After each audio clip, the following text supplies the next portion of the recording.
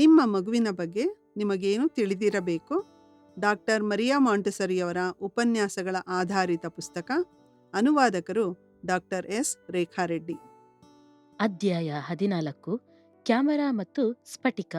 ನಾವು ಈಗಾಗಲೇ ಮಗುವಿನ ಸ್ವಾಭಾವಿಕ ಚಟುವಟಿಕೆಗಳ ಆವೃತ್ತಿಗೆ ಅಡಚಣೆಯಾದರೆ ಹೇಗೆ ಅವನ ಜೀವನದುದ್ದಕ್ಕೂ ಮುಂದುವರಿಯುವ ಹಲವಾರು ನ್ಯೂನ್ಯತೆಗಳು ಉಂಟಾಗುತ್ತವೆ ಎಂಬುದನ್ನು ತಿಳಿದುಕೊಂಡಿದ್ದೇವೆ.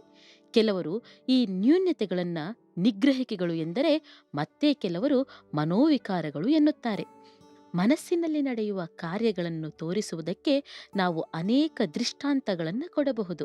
ಆದರೆ ಈ ದೃಷ್ಟಾಂತಗಳು ಕೇವಲ ಉದಾಹರಣೆಗಳೇ ಹೊರತು ಅನಂತ ಮಾನವನ ಮನಸ್ಸಿನಲ್ಲಿ ನಡೆಯುವುದನ್ನು ಖಚಿತವಾಗಿ ವಿವರಿಸಲಾರವು.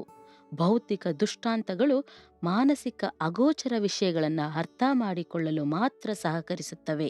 ಜೀವನದ ಕೆಲವು ಹಂತಗಳಲ್ಲಿ ಮಗುವಿನ ಮನಸ್ಸು ಕ್ಯಾಮರಾದ ಸಂವೇದನಾ ಫಲಕದಂತಿರುತ್ತದೆ ಮತ್ತು ತನ್ನ ಪರಿಸರದ ದೃಶ್ಯಗಳನ್ನು ಮತ್ತು ಚಿತ್ರಗಳನ್ನು ಅಚ್ಚು ತೆಗೆಯುತ್ತದೆ ಎಂದು ಹೇಳಿದಾಗ ಅದು ಕೇವಲ ಒಂದು ಹೋಲಿಕೆಯನ್ನು ಕೊಡಲು ಮಾತ್ರ ಹೇಳುತ್ತಿರುವುದಷ್ಟೇ. ಇದೇ ರೀತಿ ಒಂದು ಪರ್ಯಾಪ್ತ ದ್ರಾವಣವನ್ನು ಸ್ವಲ್ಪ ಸಮಯ ಕದಲಿಸದೇ ಇಟ್ಟಾಗ ಯಾವ ರೀತಿ ನಿರ್ದಿಷ್ಟ ಆಕಾರದ ಹರಳುಗಳು ನಿರ್ಮಾಣವಾಗುತ್ತವೋ ಅದೇ ರೀತಿ ಸರಿಯಾದ ಸ್ಪಷ್ಟವಾದ ಆಲೋಚನೆಗಳು ಮನಸ್ಸಿನಲ್ಲಿ ಮೂಡಲು ಒಳಗಿನ ಶಾಂತತೆ ಮತ್ತು ನಿರಾತಂಕದ ಅಗತ್ಯವಿದೆ ಎಂದು ನಾನು ಹೇಳಿದಾಗ ಮನಸ್ಸಿನಲ್ಲಿ ನಡೆಯುವುದನ್ನು ಅರ್ಥ ಮಾಡಿಕೊಳ್ಳಲು ಮಾತ್ರ ಅನ್ವಯಿಸುತ್ತಿದ್ದೇನೆ. ಆ ಪರ್ಯಾಪ್ತ ದ್ರಾವಣವನ್ನು ಸ್ಥಿರವಾಗಿ ಮತ್ತು ಅಲುಗಾಡದಂತೆ ಇಡದೆ ಅಲ್ಲಾಡಿಸುತ್ತಾ ಇದ್ದರೆ ಏನಾಗುತ್ತದೆ? ಹರಳುಗಳ ನಿರ್ಮಾಣವೇ ಆಗದಿರಬಹುದು, ಅಥವಾ ಒಡೆದು ಚಿನ್ನ ಭಿನ್ನವಾದ ಭಾಗಗಳಾಗಬಹುದು, ಅಥವಾ ವಿಕೃತ ರೂಪದ ಹರಳುಗಳು ನಿರ್ಮಾಣವಾಗಬಹುದು. ಇದೇ ರೀತಿ ಸೂಕ್ಷ್ಮ ಸಂವೇದನಾ ಫಲಕ ಅಥವಾ ಫಿಲ್ಮ್ ಅನ್ನು ತಂಪಾದ ಕತ್ತಲಾದ ಕೋಣೆಯಲ್ಲಿ ಜಾಗರೂಕತೆಯಿಂದ ಕ್ಯಾಮರಾಮ್ಯಾನ್ ಡೆವಲಪ್ ಮಾಡದಿದ್ದರೆ ಆ ಛಾಯಾಚಿತ್ರ ಮಬ್ಬಾಗಿ ವಿಕೃತವಾಗಿ ಸತ್ಯಕ್ಕೆ ದೂರವಾದ ಚಿತ್ರವಾಗುತ್ತಿತ್ತು. ಯಾವ ರೀತಿ ಅಡಚಣೆಯಿಂದ ಹರಳುಗಳು ಮತ್ತು ಛಾಯಾಚಿತ್ರಗಳು ವಿಕೃತವಾಗಿ ನಿರ್ಮಾಣವಾದವೋ ಅದೇ ರೀತಿ ಮಗುವಿನ ಸ್ವಾಭಾವಿಕ ಚಟುವಟಿಕೆಗಳ ಆವೃತ್ತಿಗೆ ಅಡಚಣೆಯಾದರೆ ಮಗುವಿನ ಸ್ವಭಾವದಲ್ಲಿ ಅಥವಾ ಆಲೋಚನೆಯಲ್ಲಿ ತಪ್ಪುಗಳು ಆಗುತ್ತವೆ. ಈ ಆಲೋಚನೆಗಳನ್ನು ಅಪಾಯಕ್ಕೆ ಜೊತೆಗೂಡಿಸುವುದರಿಂದ ನಿಗ್ರಹಿಸಲ್ಪಡುವುದರಿಂದ ಜೀವನ ಪೂರ್ತಿ ಉಳಿಯುವಂತಹ ಸ್ವಾಭಾವಿಕತೆಗೆ ದೂರವಾದ ವಿಪರೀತ ಭಯಗಳೇ ಮುಂತಾದ ಮನೋವಿಕಾರಗಳು ಮಗುವಿನಲ್ಲಿ ಉಂಟಾಗುತ್ತವೆ.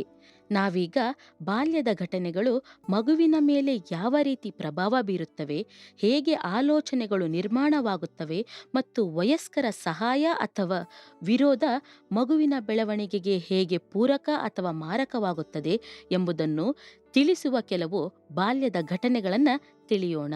ಒಂದು ಪುಟ್ಟ ಮಗು ಒಂದು ದಿನ ತನ್ನ ಕೊಳಕಾದ ಬೂಟುಗಳನ್ನು ಹೊಸ ರೇಷ್ಮೆಯ ಹೊದಿಕೆಯ ಮೇಲೆ ಇಟ್ಟ. ಮಗುವನ್ನು ನೋಡಿಕೊಳ್ಳುತ್ತಿದ್ದ ದಾದಿ ಆ ಬೂಟುಗಳನ್ನು ಹೊದಿಕೆಯ ಮೇಲಿಂದ ತೆಗೆದು ಇವು ಕೊಳಕು ಎಂದು ಹೇಳಿ ಹೊದಿಕೆಯನ್ನು ಸ್ವಚ್ಛಗೊಳಿಸಿದಳು.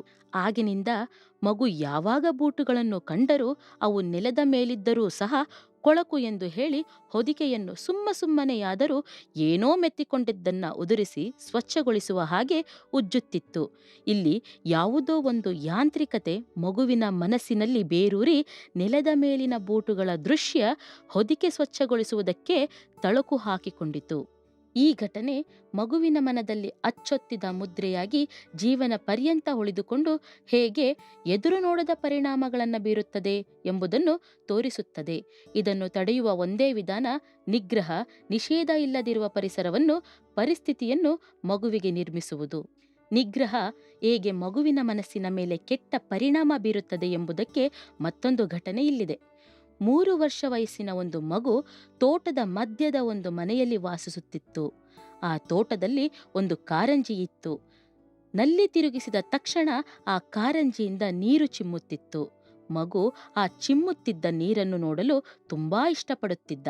ಅದಕ್ಕೆ ಆ ನಲ್ಲಿ ಎಲ್ಲಿರುವುದೆಂದು, ಅದನ್ನು ಹೇಗೆ ತಿರುಗಿಸಬೇಕೆಂದೂ ಗೊತ್ತಿತ್ತು. ಒಂದು ದಿನ ಆ ಕಾರಂಜಿಯನ್ನ ತಿರುಗಿಸಲು ಮಗು ನಲ್ಲಿಯ ಬಳಿ ಹೋದ. ನಲ್ಲಿಯನ್ನು ತಿರುಗಿಸಲು ಪ್ರಯತ್ನಿಸುತ್ತಿದ್ದ ಹಾಗೆ ಅದರ ತಾಯಿ ಓಡಿ ಬಂದು ಅವನನ್ನ ಗದರಿಸಿ ಆ ನಲ್ಲಿಯ ಬಳಿಯಿಂದ ದೂರಕ್ಕೆ ಎಳೆದುಕೊಂಡು ಹೋದಳು. ಈ ನಿಗ್ರಹಿಕೆ ಮಗುವಿನ ಮನಸ್ಸಿನ ಮೇಲೆ ಯಾವ ರೀತಿ ಪರಿಣಾಮ ಬೀರಿತೆಂದರೆ, ಆ ನಂತರ ಯಾವಾಗ ನಲ್ಲಿಯನ್ನು ತಿರುಗಿಸಬೇಕಾದರೂ ಅವನ ತಾಯಿಯೇ ಅವನಿಗೆ ನಲ್ಲಿ ತಿರುಗಿಸಲು ಹೇಳಿದರೂ ಮಗುವಿಗೆ ನಲ್ಲಿಯನ್ನು ತಿರುಗಿಸಿ ಕಾರಂಜಿಯನ್ನ ಚಿಮ್ಮುವಂತೆ ಮಾಡಲು ಸಾಧ್ಯವಾಗಲಿಲ್ಲ. ಮತ್ತೊಂದು ಘಟನೆ ಹಾಲೆಂಡಿನ ಒಂದು ಮಕ್ಕಳ ಮನೆಯಲ್ಲಿ ನಡೆದದ್ದು. ಅಲ್ಲಿ ಒಂದು 3 ವರ್ಷ ವಯಸ್ಸಿನ ಮಗು ಇದ್ದ. ಅವನು ಮಕ್ಕಳ ಮನೆಯಲ್ಲಿನ ಕುರ್ಚಿಗಳ ಮೇಲೆ ಎಂದೂ ಕೂಡುತ್ತಿರಲಿಲ್ಲ. ಆ ಕುರ್ಚಿಗಳು ಬಣ್ಣ ಬಣ್ಣವಾಗಿ, ಸುಂದರವಾಗಿ, ಆಕರ್ಷಕವಾಗಿದ್ದರೂ ಮಗು ಅವುಗಳನ್ನು ಉಪಯೋಗಿಸುತ್ತಿರಲಿಲ್ಲ. ಆ ನಂತರ ತಿಳಿದು ಬಂದದ್ದೇನೆಂದರೆ, ಆ ಮಗು ಸಣ್ಣವನಿದ್ದಾಗ ಆಗ ತಾನೇ ಬಣ್ಣ ಹೊಡೆದಿದ್ದ ಕುರ್ಚಿಯ ಮೇಲೆ ಕುಳಿತುಕೊಂಡು ಬಿಟ್ಟಿದ್ದ. ಆಗ ಅವನ ತಾಯಿ, ಅಯ್ಯೋ ನೋಡು ಏನ್ ಮಾಡಿಕೊಂಡೆ, ಕುರ್ಚಿಯ ಮೇಲೆ ಕುಳಿತುಕೊಂಡು ಬಟ್ಟೆಯನ್ನೆಲ್ಲಾ ಹಾಳು ಮಾಡಿಕೊಂಡೆ ಎಂದು ಗದರಿಸಿದಳು. ಅಂದಿನಿಂದ ಆ ಮಗು ತಾನು ಯಾವಾಗಲೂ ಕುಳಿತುಕೊಳ್ಳುವ ಕುರ್ಚಿಯೊಂದನ್ನು ಬಿಟ್ಟು ಬೇರೆ ಯಾವ ಕುರ್ಚಿಯ ಮೇಲೂ ಕುಳಿತುಕೊಳ್ಳುತ್ತಿರಲಿಲ್ಲ. ಬಣ್ಣ ಎಷ್ಟು ಉಜ್ವಲವಾಗಿದ್ದರೆ ಮಗು ಅಷ್ಟು ತೀವ್ರವಾಗಿ ಅದರ ಮೇಲೆ ಕುಳಿತುಕೊಳ್ಳಲು ಪ್ರತಿಭಟಿಸುತ್ತಿದ್ದ. ಈಗ ನಮ್ಮ ಸಮಸ್ಯೆ ಏನೆಂದರೆ, ಮಗುವನ್ನು ಸ್ವಾಭಾವಿಕತೆಯಿಂದ ದೂರವಾಗದ ಹಾಗೆ ಇದನ್ನು ಸರಿಪಡಿಸುವುದು ಹೇಗೆ ಎಂಬುದು. ನರದೌರ್ಬಲ್ಯದಲ್ಲಿ ಕಾಣಬರುವ ಅಸಹಜ ಮತ್ತು ವಿಪರೀತ ಭಯ ಅಥವಾ ಫೋಬಿಯಾಗಳು ಹುಟ್ಟಿಕೊಳ್ಳುವುದೇ ಇದೇ ರೀತಿಯಲ್ಲಿ. ಇವು ವಿಕೃತವಾದ ಹರಳಿನಂತೆ, ವಿಕಾರವಾದ ಕ್ಯಾಮರಾದ ಛಾಯಾಚಿತ್ರಗಳಂತೆ. ಇದಕ್ಕೆ ಅನೇಕ ಉದಾಹರಣೆಗಳನ್ನೂ ಕೊಡಬಹುದು. ಕೋಳಿಗಳೆಂದರೆ ಸಾಯುವಂತಹ ಭಯವಿರುವ ಹೆಂಗಸಿಗೆ ಎಷ್ಟೋ ಸಲ ಈ ಭಯ ತಿಳಿಗೇಡಿತನ ಎಂದುಕೊಂಡರೂ ಭಯ ಅವಳನ್ನ ಬಿಡುವುದಿಲ್ಲ. ಇದು ಸ್ಪಷ್ಟವಾಗಿ ಅವಳ ಮನೋವಿಕಾರ. ಕೆಲವರಿಗೆ ಮುಚ್ಚಿದ ಕೋಣೆಗಳ ಭಯ, ಮತ್ತೆ ಕೆಲವರಿಗೆ ಬೆಕ್ಕುಗಳ ಭಯ. ಅವರು ಬೆಕ್ಕುಗಳಿವೆಯೇನೋ ಎಂದು ಇಡೀ ಮನೆಯನ್ನ ಹುಡುಕುತ್ತಾರೆ. ಮನೆಯಲ್ಲಿ ಯಾವುದೇ ಬೆಕ್ಕುಗಳಿಲ್ಲದಿರುವುದು ಗೊತ್ತಿದ್ದರೂ ಮತ್ತೆ ಮತ್ತೆ ಹುಡುಕುತ್ತಾರೆ. ಮನೆಯನ್ನೆಲ್ಲ ಹುಡುಕಿದ ಮೇಲೂ ಸರಿಯಾಗಿ ಹುಡುಕಿದೆನೋ ಇಲ್ಲವೋ ಎಂಬ ಕಾರಣಕ್ಕೆ ಮತ್ತೊಮ್ಮೆ ಮಗದೊಮ್ಮೆ ಹುಡುಕಾಡುತ್ತಾರೆ. ಇವರಿಗೆ ತಮ್ಮ ಭಯಕ್ಕೆ ಅರ್ಥವಿಲ್ಲವೆಂದು ಗೊತ್ತಿದ್ದರೂ ಆ ಹೆದರಿಕೆ ಇದ್ದೇ ಇರುತ್ತದೆ. ಮತ್ತೆ ಕೆಲವರಿಗೆ ನೀರಿನಲ್ಲಿ ನಡೆಯುವುದಕ್ಕೆ ಭಯ. ಬಹುಶಃ ಅವರು ಸಣ್ಣವರಿದ್ದಾಗ ನೀರಿನಲ್ಲಿ ಆಟವಾಡುವುದಕ್ಕೆ ಬಿಡಲ್ಪಡದೆ ಕ್ರೂರವಾಗಿ ಖಂಡಿಸಲ್ಪಟ್ಟಿರಬಹುದು. ಈ ಮನೋವಿಕಾರಗಳು ಸಂವೇದನಾ ಫಲಕದ ಮೇಲಿನ ಗೀಚುಗಳಂತೆ ಅಳಿಸಲಾಗದೆ ಉಳಿದುಕೊಂಡು ಬಿಡುತ್ತವೆ. ಈ ಮನೋವಿಕಾರಗಳನ್ನು ತಡೆಯುವ ಒಂದೇ ಒಂದು ವಿಧಾನ, ಮನಸ್ಸಿನ ಪ್ರಶಾಂತತೆಯನ್ನು ಅಥವಾ ಆಲೋಚನೆಗಳನ್ನು ತಿಳಿಗೊಳಿಸಲು ಬಿಡದ ಹಠಾತ್ ಅಡಚಣೆಗಳಿಂದ, ಭಾವನೆಗಳಿಂದ ಮಕ್ಕಳನ್ನು ರಕ್ಷಿಸುವುದು. ಪ್ರೀತಿ, ಜ್ಞಾನ ಮತ್ತು ಜಾಗರೂಕ ನಿಗಾ, ಅಪಾಯರಹಿತ ಪರಿಸರ ಮತ್ತು ಅಗತ್ಯವಾದ ಅವಶ್ಯಕತೆಗಳು, ಅಗತ್ಯವಾದ ಪರಿಸ್ಥಿತಿಗಳು ಮುಂತಾದವುಗಳನ್ನು ಒದಗಿಸಿದರೆ ಕಷ್ಟವಾದ ಆಲೋಚನೆಗಳನ್ನಾದರೂ ಮಗು ಅರಗಿಸಿಕೊಳ್ಳಬಲ್ಲನು. ಇಲ್ಲಿ ಮತ್ತೊಂದು ಉದಾಹರಣೆ ಇದೆ. ಒಂದು ಮಗುವನ್ನು ಕುರ್ಚಿಯ ಮೇಲೆ ಕೂರಿಸಲಾಗಿತ್ತು. ಮಗು ಬೀಳದಂತೆ 2 ದಿಂಬುಗಳನ್ನೂ ಇಟ್ಟಿದ್ದರು. ಆ ದಿಂಬುಗಳ ಮೇಲೆ ಒಂದು ಬಟ್ಟೆಯನ್ನು ಹಾಸಲಾಗಿತ್ತು. ಆ ಬಟ್ಟೆಯಲ್ಲಿ ಮಕ್ಕಳ ಮತ್ತು ಹೂಗಳ ಚಿತ್ರಗಳನ್ನು ಬಿಡಿಸಲಾಗಿತ್ತು. ಮಗು ಆ ಚಿತ್ರಗಳನ್ನು ನೋಡುತ್ತಿತ್ತು. ಒಂದು ದಿನ ಮಗು ತಾನಾಗಿ ಆ ಎತ್ತರವಾದ ದಿಂಬಿನ ಮೇಲೆ ಹಾಸಿದ್ದ ಬಟ್ಟೆಯ ಮೇಲಿನ ಮಕ್ಕಳ ಚಿತ್ರಕ್ಕೆ ಮುತ್ತಿಡಲು ತುಟಿಯನ್ನು ಒತ್ತಿತು. ಹೂಗಳ ವಾಸನೆ ನೋಡುವಂತೆ ಹೂಗಳಿಗೆ ಮೂಗು ಒತ್ತಿತು. ಈ ಸಂಗತಿ ನಡೆದ ದೇಶದಲ್ಲಿ ಪೋಷಕರು ಮತ್ತು ಮಗುವನ್ನು ನೋಡಲು ಬಂದವರು ಮಕ್ಕಳಿಗೆ ಮುತ್ತು ಕೊಡುತ್ತಿದ್ದುದನ್ನು, ಹೂಗಳನ್ನು ಮೂಸಿ ನೋಡುತ್ತಿದ್ದುದನ್ನು ಆ ಮಗು ಗಮನಿಸಿರಬಹುದು. ಇದು ಮಗುವಿಗೆ ಸಾಧಾರಣವಾದ ವಿಷಯ. ಆಸಕ್ತಿಕರ ವಿಷಯವೇನೆಂದರೆ, ಮಗು ಮಕ್ಕಳ ಚಿತ್ರವನ್ನ ಮೂಸಿ ನೋಡಿ ಹೂಗಳ ಚಿತ್ರಕ್ಕೆ ಮುತ್ತಿಡುತ್ತಿರಲಿಲ್ಲ. ಈ ಮಗು ಸರಿಯಾಗಿ ಮಕ್ಕಳ ಚಿತ್ರಕ್ಕೆ ಮುತ್ತಿಟ್ಟು ಹೂಗಳ ಚಿತ್ರವನ್ನ ಮೂಸಿ ನೋಡುತ್ತಿತ್ತು. ಇಲ್ಲಿ ನೀವು ಮಗುವನ್ನು ಆ ರೀತಿ ಮಕ್ಕಳ ಚಿತ್ರಗಳನ್ನು ಮುತ್ತಿಡಲು ಅಥವಾ ವಾಸನೆ ನೋಡಲು ಬಿಡಬಹುದೇ ಎಂದು ಕೇಳಬಹುದು. ಮಗುವಿನ ಜ್ಞಾನ ಅದರದೇ ಆದ ಸಂಶೋಧನೆಗಳಿಂದ ಬೆಳವಣಿಗೆಯಾಗುತ್ತದೆ ಮತ್ತು ವಾಸ್ತವಿಕತೆ ಮತ್ತು ಅವಾಸ್ತವಿಕತೆಯ ನಡುವಿನ ವ್ಯತ್ಯಾಸವನ್ನು ತಾನೇ ಅರಿಯುತ್ತದೆ. ಆದ್ದರಿಂದ ಮಗುವನ್ನು ತಾನೇ ವಸ್ತುಸ್ಥಿತಿಯನ್ನು ಅರಿಯಲು ಬಿಟ್ಟರೆ ವಾಸ್ತವ ಯಾವುದು, ಮರೀಚಿಕೆ ಯಾವುದು ಎಂಬುದನ್ನು ತಾನೇ ಅರಿಯುತ್ತದೆ. ಈಗ ಮಗುವನ್ನು ನೋಡಿಕೊಳ್ಳುತ್ತಿದ್ದ ದಾದಿ ಏನು ಮಾಡಿದಳೆಂದು ನೋಡೋಣ. ಮಗು ಹೂಗಳ ಚಿತ್ರಗಳನ್ನು ಮೂಸಿ ನೋಡುವುದನ್ನು ಕಂಡ ಆ ದಾದಿ ವಿವಿಧ ರೀತಿಯ ವಾಸನೆ ಇರುವ ವಸ್ತುಗಳನ್ನು ಮಗುವಿಗೆ ಕೊಟ್ಟು ಮಗು ತನಗೆ ಬೇಕಾದಷ್ಟು ಹೊತ್ತು ಅವುಗಳ ವಾಸನೆಯನ್ನು ನೋಡುವುದಕ್ಕೆ ಬಿಟ್ಟಳು. ಬಹುಶಃ ದಾದಿಯ ಉದ್ದೇಶ ಮಗುವಿಗೆ ನಿಜ ಮತ್ತು ಚಿತ್ರಗಳ ನಡುವಿನ ವ್ಯತ್ಯಾಸವನ್ನ ತಿಳಿಸುವುದಾಗಿತ್ತೇನೋ. ಆದರೆ ದಾದಿಯ ಚಿಂತೆಗೆ ಅಗತ್ಯವಿರಲಿಲ್ಲ. ಒಳಮನಸ್ಸು ಕಲಕಲ್ಪಡದೆ ಪ್ರಶಾಂತವಾಗಿದ್ದರೆ ವ್ಯತ್ಯಾಸಗಳು ಸ್ಫುಟವಾಗಿ, ಯೋಚನೆಗಳು ನಿರ್ಮಲವಾಗಿ, ಸ್ಪಷ್ಟವಾದ ಚಿತ್ರಗಳು ಮೂಡಲಾರಂಭಿಸುತ್ತವೆ.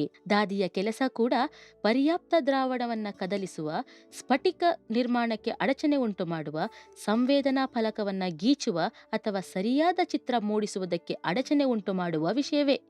ಸರಿಯಾದ ಯೋಚನೆಗಳನ್ನು ಮತ್ತು ಜ್ಞಾನವನ್ನು ಪಡೆಯಬೇಕೆಂದರೆ ಮನಸ್ಸಿನ ಪ್ರಶಾಂತತೆ ಎಷ್ಟು ಅವಶ್ಯಕ ಎಂಬುದನ್ನು ತಿಳಿಸುವ ಮತ್ತೊಂದು ಉದಾಹರಣೆಯನ್ನು ನೋಡೋಣ. ಒಂದು ಸಲ ಡಾಕ್ಟರ್ ಮಾಂಟೆಸರಿ ವಿವಿಧ ರೀತಿಯ, ವಿವಿಧ ಬಣ್ಣಗಳ ಹೂಗಳಿರುವ ಒಂದು ತೋಟಕ್ಕೆ ಹೋದರು.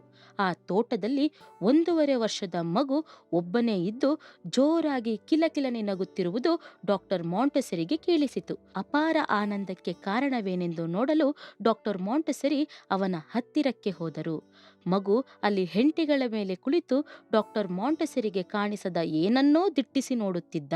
ಡಾಕ್ಟರ್ ಮಾಂಟೆಸರಿಯನ್ನು ನೋಡಿದ ತಕ್ಷಣ ಅಲ್ಲಿರುವ ಕಣ್ಣಿಗೆ ಕಾಣದ ಒಂದು ಚಿಕ್ಕ ಕೀಟವನ್ನು ತೋರಿಸಿದ. ಇದು ಮಗುವಿನ ಆಸಕ್ತಿಗೆ, ಆನಂದಕ್ಕೆ ಕಾರಣವಾಗಿತ್ತು. ಪರೀಕ್ಷಿಸುವಿಕೆಯಿಂದ ತನಗೆ ತಾನೇ ಜ್ಞಾನವನ್ನ ಪ್ರಕೃತಿಯಿಂದ ನೇರವಾಗಿ ಸಂಗ್ರಹಿಸುವ ಮಗುವನ್ನು ಅಡ್ಡಿಪಡಿಸುವುದು ವಯಸ್ಕರಿಗೆ ಎಷ್ಟು ಸುಲಭ ಎಂಬುದನ್ನು ಕಲ್ಪಿಸಿಕೊಳ್ಳಬಹುದು. ಮತ್ತೊಂದು ಬಾರಿ ಡಾಕ್ಟರ್ ಮಾಂಟೆಸರಿ ಅನೇಕ ಹೂಗಳಿದ್ದ ಹೊಲದಲ್ಲಿ ಒಂದು ಮಗುವನ್ನು ಕಂಡರು. ಆ ಮಗು ಅಲ್ಲಿರುವ ಸುಂದರವಾದ ಬಣ್ಣ ಬಣ್ಣದ ಹೂಗಳನ್ನೆಲ್ಲ ಬಿಟ್ಟು ಯಾವುದೋ ಪುಟ್ಟ ಮೂಲಿಕೆಗಳನ್ನು ಕೀಳುತ್ತಿದ್ದ. ಡಾಕ್ಟರ್ ಮಾಂಟೆಸರಿ ನಿಶ್ಶಬ್ದವಾಗಿ ಅವನಿಗೆ ತೊಂದರೆ ಮಾಡದಂತೆ ಅವನ ಪಕ್ಕದಲ್ಲಿ ನಿಂತರು. ಮಗು ತಾನು ಕಿತ್ತ ಬೇರುಗಳು ಹೇಗೆ ಬೇರೆ ಬೇರೆ ವಾಸನೆಯವು ಎಂಬುದನ್ನು ಡಾಕ್ಟರ್ ಮಾಂಟೆಸರಿಗೆ ತೋರಿಸಿದ. ಈ ಮೂಲಿಕೆಗಳು ಹುಲ್ಲಿನ ಮಧ್ಯೆ ಬೆಳೆಯುವಂತಹವು. ಮಗು ಅವುಗಳನ್ನು ಹೂಗಳಿಂದ, ಹುಲ್ಲಿನಿಂದ ಬೇರ್ಪಡಿಸಿ ತನ್ನ ಮನಸ್ಸನ್ನು ಕೇವಲ ವಾಸನೆಯ ಮೇಲೆ ಮಾತ್ರ ಕೇಂದ್ರೀಕರಿಸಿತ್ತು. ಡಾಕ್ಟರ್ ಮಾಂಟೆಸರಿ ಮೂಲಿಕೆಯಲ್ಲಿರುವ ಆ ಅತಿ ಸೂಕ್ಷ್ಮ ವ್ಯತ್ಯಾಸವನ್ನು ಕಂಡುಹಿಡಿಯಲು ಶಕ್ಯವಾದ ಮಗುವಿನ ಶಕ್ತಿಯನ್ನು ಕಂಡು ಚಕಿತರಾದರು. ಹೀಗೆ ಮಗುವಿನ ಸಾಧಾರಣ ಆರೋಗ್ಯಕ್ಕೆ ಅನುಗುಣವಾದ ಪರಿಸರವನ್ನು ನಿರ್ಮಿಸುವುದು ಕಷ್ಟವಾಗಿದ್ದು, ಖಂಡಿಸುವುದು, ನಿಗ್ರಹಿಸುವುದು ಬಹಳ ಸುಲಭ. ಮಗುವಿನ ಮಾನಸಿಕ ಆರೋಗ್ಯ ಮತ್ತು ಬೆಳವಣಿಗೆ ಮನೋವಿಕಾರ ಇಲ್ಲದೆ ಇರುವ ಪ್ರತಿಯೊಂದು ಅಂಶದ ಬೆಳವಣಿಗೆಯ ಮೇಲೂ ಆಧಾರಿತವಾಗಿದೆ. ಕ್ಯಾಮರಾ ಸಂವೇದನಾ ಫಲಕ, ಪರ್ಯಾಪ್ತ ದ್ರಾವಣ, ಸ್ಫಟಿಕ ನಿರ್ಮಾಣ ಇತ್ಯಾದಿಗಳನ್ನು ಉದಾಹರಣೆಯಾಗಷ್ಟೇ ಅಲ್ಲದೆ ಮಗು ತನಗೆ ತಾನೇ ತನ್ನ ಆಲೋಚನೆಗಳನ್ನು, ಜ್ಞಾನದ ತುಣುಕುಗಳನ್ನು ವಾಸ್ತವಿಕತೆಯಿಂದ ಹೇಗೆ ಶೇಖರಿಸುತ್ತದೆ ಎಂಬುದನ್ನು ತಿಳಿಸಲಷ್ಟೇ ಅಲ್ಲದೆ ನಮ್ಮ ಮಧ್ಯಪ್ರವೇಶದಿಂದ ಅದರ ಮೇಲೆ ಆಗುವ ದುಷ್ಪರಿಣಾಮಗಳ ಬಗ್ಗೆ ಎಚ್ಚರಿಸಲು ಕೊಟ್ಟದ್ದಾಗಿದೆ. ಮಾನವ ಬುದ್ಧಿಯು ವಸ್ತುಸ್ಥಿತಿಗಿಂತ ಹೆಚ್ಚಿನ ಮಟ್ಟದ್ದು. ಕ್ಯಾಮರಾ ಸ್ಫಟಿಕಗಳಂತಹವು ಮಾನವ ಮನಸ್ಸಿನಲ್ಲಿ ನಡೆಯುವುದನ್ನು ಚಿತ್ರಿಸುವುದಾಗಲಿ ಅನಂತ ಬುದ್ಧಿಶಕ್ತಿಯಿಂದ ನಡೆಯುವುದನ್ನು ನಿಯಂತ್ರಿಸುವುದಾಗಲಿ ಸಾಧ್ಯವಿಲ್ಲ.